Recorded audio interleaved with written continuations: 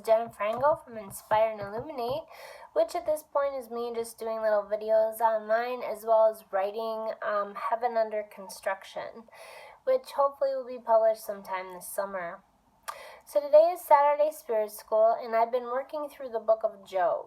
And right now I am on Job 9 and 10, and the message that I pulled out is the purpose of anger. Or another way to look at that is focused fire. So what I'd like to do right now is I'd like to read Job 9 and 10, and then I'd like to go back and I would like to pull the different messages or things that I got from it.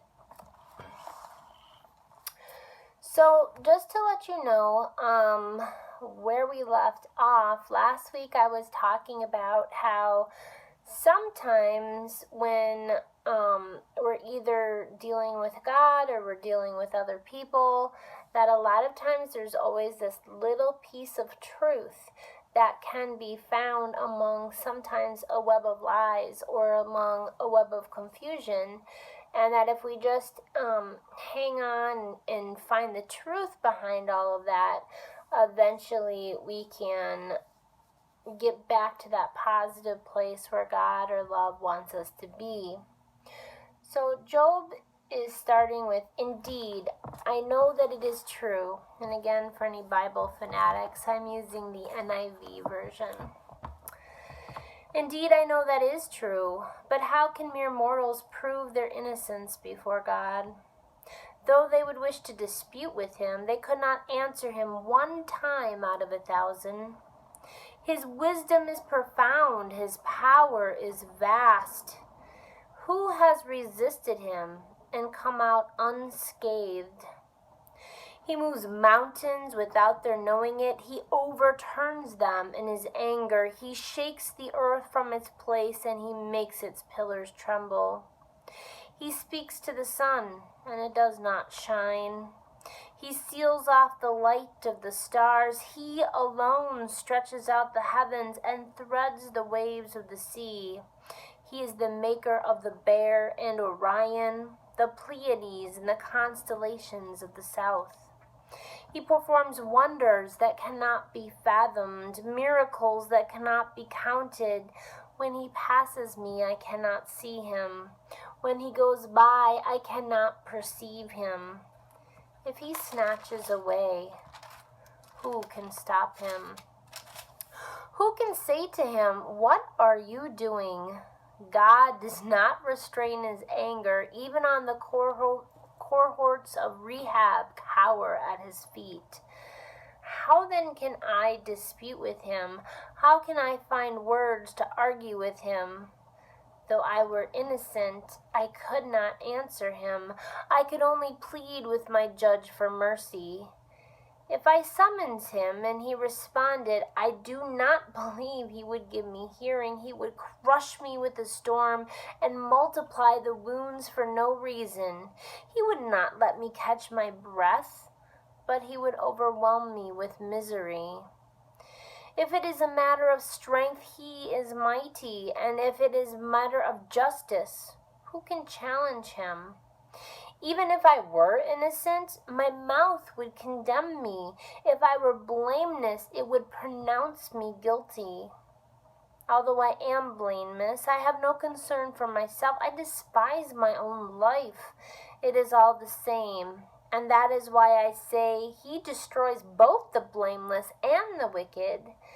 When a scourge brings sudden death, he mocks the despair of the innocent, and when the land falls into the hands of the wicked, he blindfolds the judges. If it is not he, then who is it?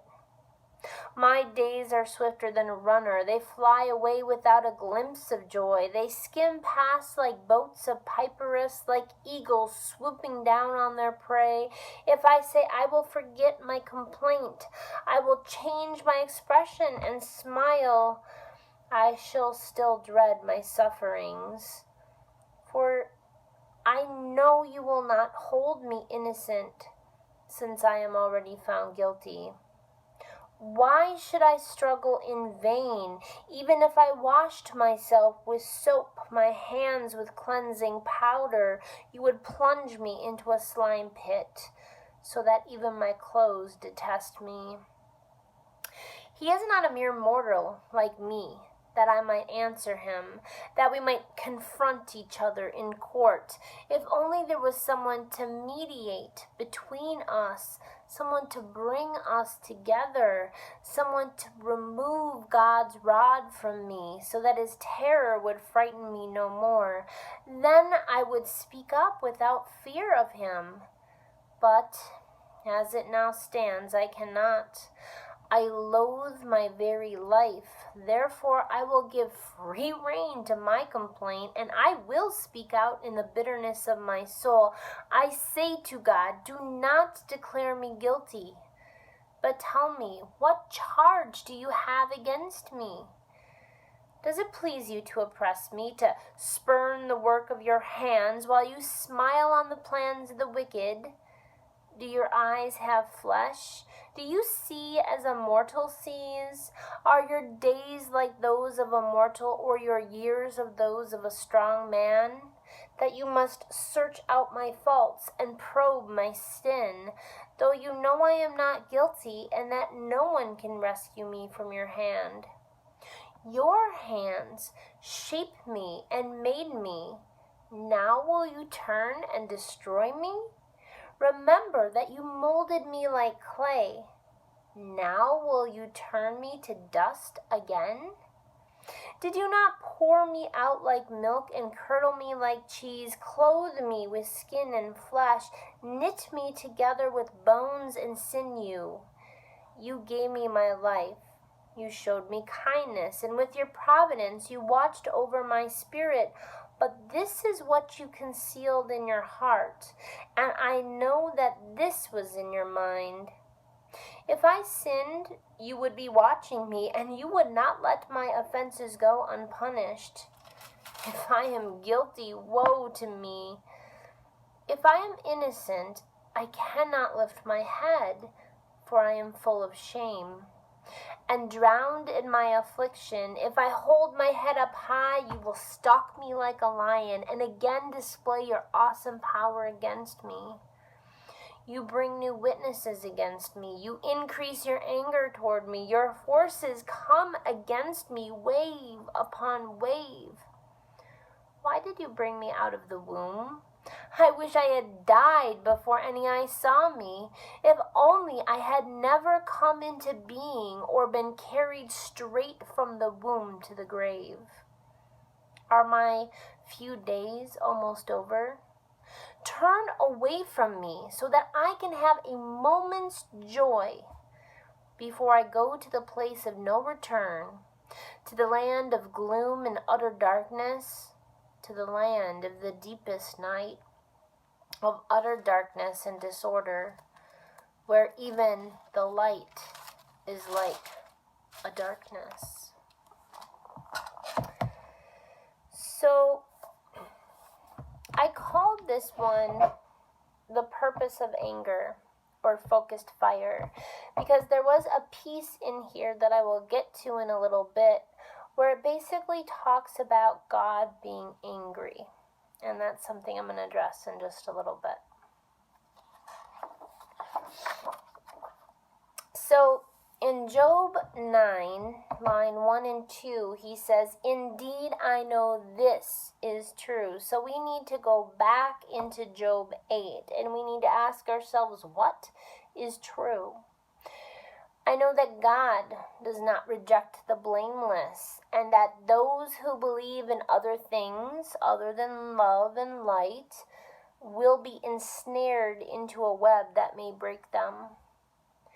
And when God, which I contend is love and truth, tries to show them where they are, they argue and struggle and get stuck even more, like a fly on paper or a young adult in a bad situation.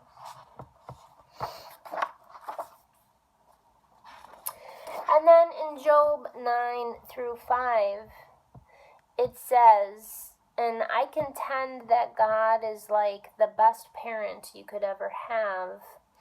Yet a clever parent can move mountains, the most stubborn of people, without them even knowing it, kind of using that reverse psychology.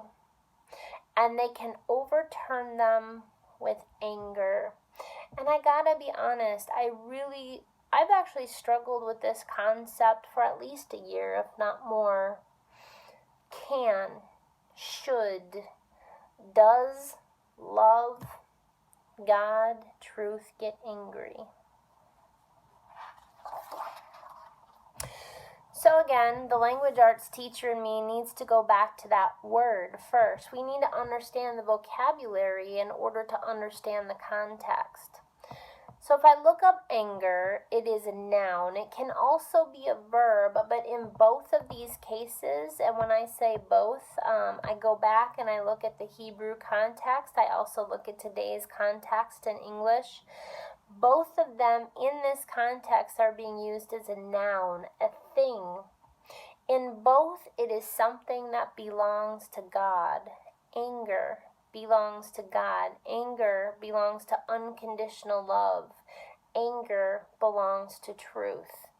So then I need to ask myself, why? Right now, anger is a strong feeling of frustration, which, again, if I contend and if I can relate to my own experience as a parent, which comes from watching your child move away from love, move away from truth, move away from light. Back then, it meant, it had this other word, something like biapau. Again, I don't speak Hebrew, so please excuse me just totally destroying the language, which actually comes from this root APH, which is interesting because it also means nose or face in addition to anger. And then, when you kind of get angry, in cartoons we picture that bull having the steam come out of its nose, right? And again, when I think about my own experience, as a parent, we know when something doesn't smell right. And I know when I am frustrated, and my children know when I am frustrated because of one of two things. Number one is the sound of the breath that comes out of my nose. And when I do that, what I'm trying to do is slow myself down from anger. And if I can't do that, then number two, that howling wind sound that comes out, right? When I can't slow myself down to anger. And when you try to slow yourself down to anger by using the breath, what else do we do with breath? What else do we associate with anger? Fire, right? That kindled fire. And when you have kindling, what do? You blow on it.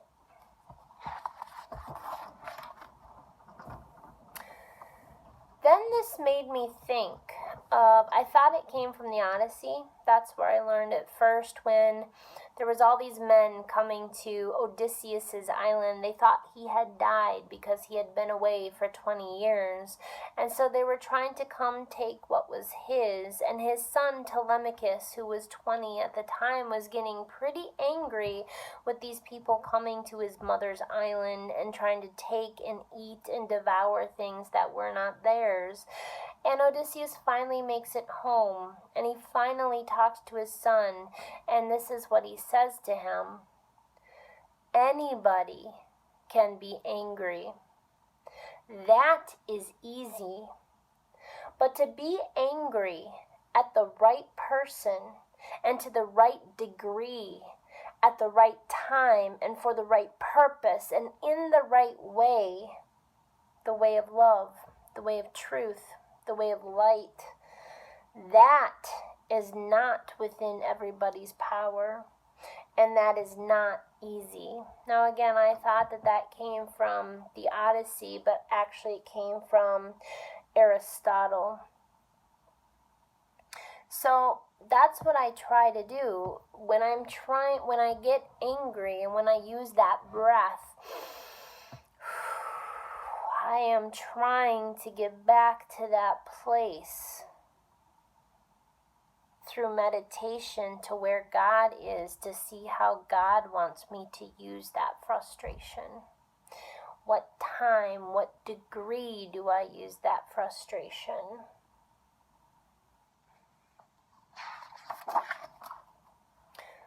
So I came to the conclusion that love does get angry, and anger can serve a purpose, but it must be carefully kindled. It must be controlled, and it must be to the right degree. It must be used at the right time for the right purpose and focused on the right person in the right way. So what does that look like? Well, again, I say love is a little bit like a fire. And when we are near it, it can give us warmth and it can give us light. But when we wander far from that fire, it starts to get cold, and we can no longer see it, and we can no longer feel it, as Job is starting to experience in Job 9:11. He says, when it passes me, when love gets near me, I cannot see it. When it goes by, I cannot perceive it. It has been snatched away. Who can stop it from love being snatched away? And yet when we get too close to it, when we place ourselves directly in it, now not necessarily love, but sometimes I contend that God can also be truth. And let's face it, when we sit in the fire of truth, sometimes that can be very painful. It can feel hot, and it can feel like it's burning us. Like in Job 9:13, who can say, what are you doing? God, truth, love does not restrain its frustration. But during this time of truth by fire, it can feel as though God and love has abandoned us, as in Job 9:15 through 19, where he says, if only I could plead with my judge for mercy. If I summoned him and he responded, I don't even believe he would give me a hearing. He would crush me with the storm and multiply my wounds for no reason. He would not let me catch my breath, but he would overwhelm me with misery. And so when we begin to see the world through the lens, so sometimes when we feel like this love is not with us, we start to see the world through the lens of skepticism, through scarcity, and dare I even say viciousness.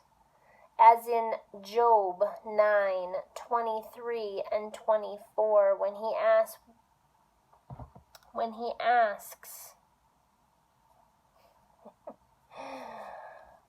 when the land falls into the wicked and he blindfolds the judges, if it is not he, then who is it? What if I told you it wasn't God, it wasn't love, it wasn't truth that was blinded, but it was us? We are the ones who are ignoring when land falls into the hand of the wicked. We don't want to get our hands dirty. We don't want to address it. And so we look the other way. As Morpheus likes to say in The Matrix, it's an easier pill to swallow if we can believe that it's somebody else's fault. rather than our own. If we can blame our own negative, vicious views on God, it's God's fault. It's everybody else's fault. But it is not mine. And so then, in Job 9:33, he begins to say, if only there was someone to mediate between us, someone to bring us together, someone to remove God's rod from me, then his terror would frighten me no more. I am sure most Christians would say that would be Christ. In the Old Testament, they used to have the scapegoat. When you committed a sin, you would sacrifice a bird, a goat, a bull, and that would take your blame for you. This is a hard message to hear, and this makes me what a lot of people would say, I'm the most unchristian Christian they've ever met, and I don't even like to label myself. But this is where I differ from probably most Christians. I don't believe that Christ paid it all for us. I think it's easier to say somebody else took my sin for me rather than me having to deal with it myself. I do believe that he showed me and other people the way, how to bear our cross, how to give up misunderstanding, how to let go of the flesh and embrace the spirit, how to die and resurrect. But I think there's only one person who can say, I did it, so I need to rectify it. I need to change it right here, right now, for a higher purpose. And the reason why I need to do that is because love, because of truth. It's not in everyone else's power. That is true. It's not in anyone else's power but your own. It is only inside of you. But many people don't want to do that because it's painful and it's uncomfortable. But this is where God or love comes in. Love and God and truth can't do it for you. But what it can do is it can help you, and it can never leave you alone. But I want you to beware. Because if you say, I am ready, you must understand that you are a seed that is getting ready to be ripped out of its protective package and planted into the dirt. As what Job understood in Job 10:20 through 22. Before I go to the place of no return, to the land of gloom and utter darkness, to the land of the deepest night, of utter darkness and disorder, where even the light is like darkness.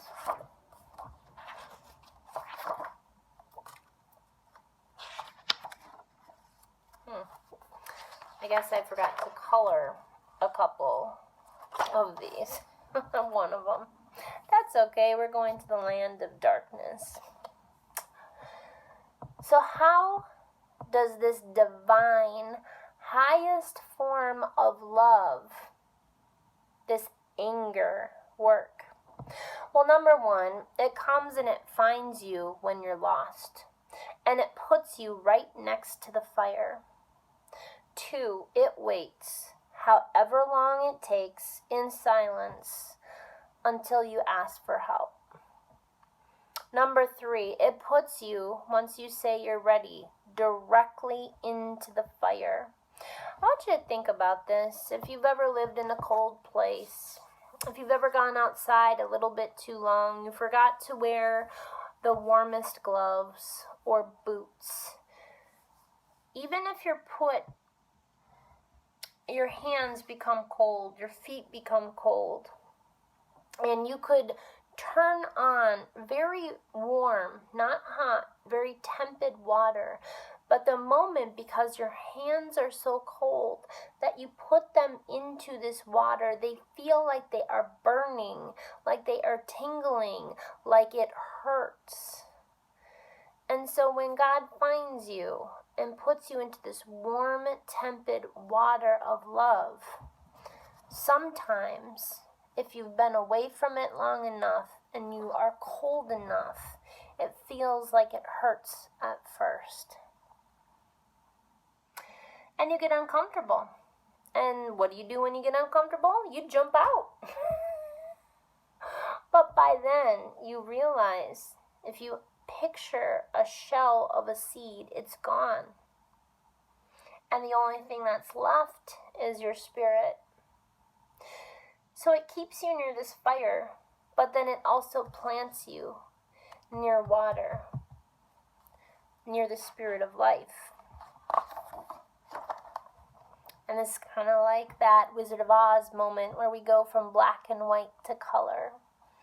And as you begin to wrap your roots around a firmer foundation and drink from the river of life and reach for the warmth of the sun, you'll begin to notice that you don't just grow, but that you too begin to bear fruit.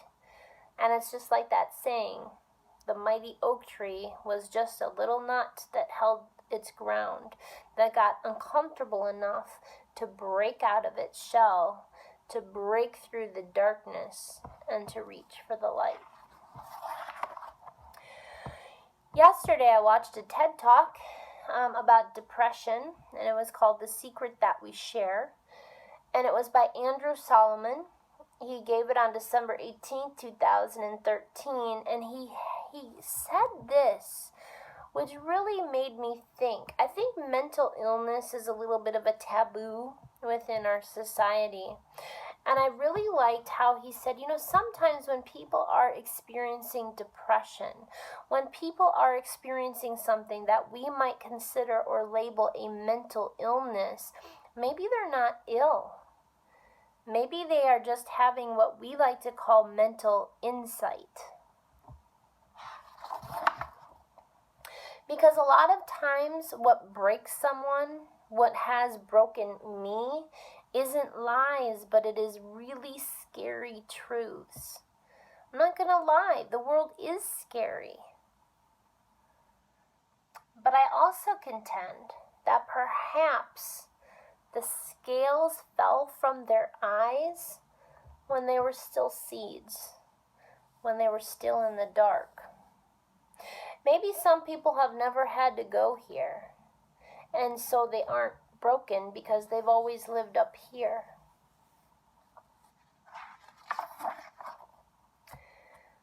But here's what I've found. If you're willing to keep your eyes open, even in the dark, and if you're willing to be brave enough to keep reaching, someday you're gonna have to break through and feel the light. But you can't get there. The danger with having our eyes open when we are still in the dark is that it could keep us there. We could be so afraid to do this part, which is keep going through the darkness, keep reaching through the darkness until we finally reach the light.